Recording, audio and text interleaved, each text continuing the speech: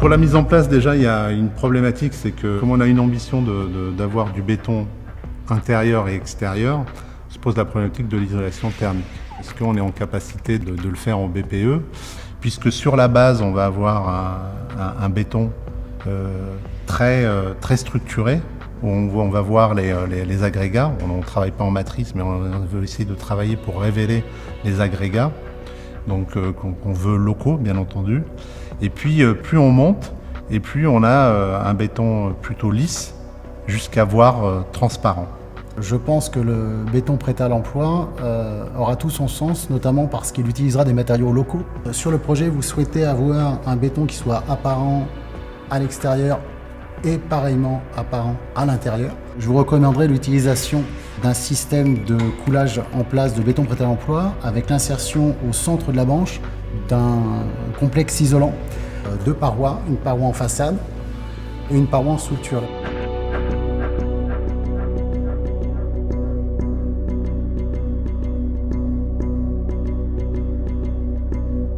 Comment tu fixes l'isolant et quel type d'isolant on utilise? Alors, les isolants seront principalement des isolants rigides, type polystyrène expansé, polyuréthane. Au niveau de l'accroche, donc, ce sont deux connecteurs qui vont être insérés, piqués dans l'isolant directement et posés au centre de la branche avant la fermeture de la branche. Je reviens sur la paroi en façade. On aura une face extérieure au minimum de 12 cm qui va permettre de pouvoir attaquer suffisamment la face extérieure selon votre souhait, et en même temps vous prémunira de l'apparition du spectre d'armature.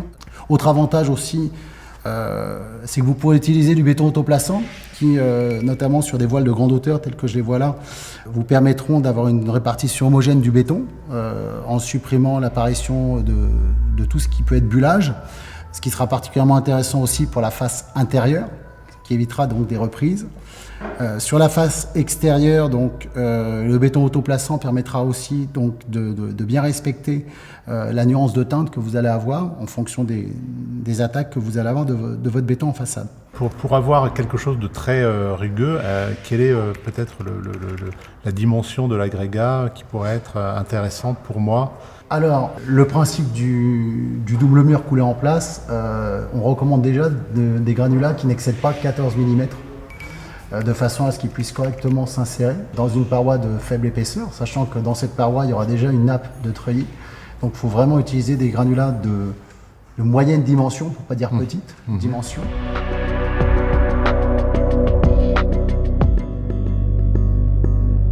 On a une autre problématique qui est celle de la façade de la partie du couronnement au-dessus de la grande salle, où on a deux parois vitrées portées en drapeau, et on se pose la question de comment porter ce voile béton, puisqu'on veut absolument construire l'ensemble du bâtiment in situ.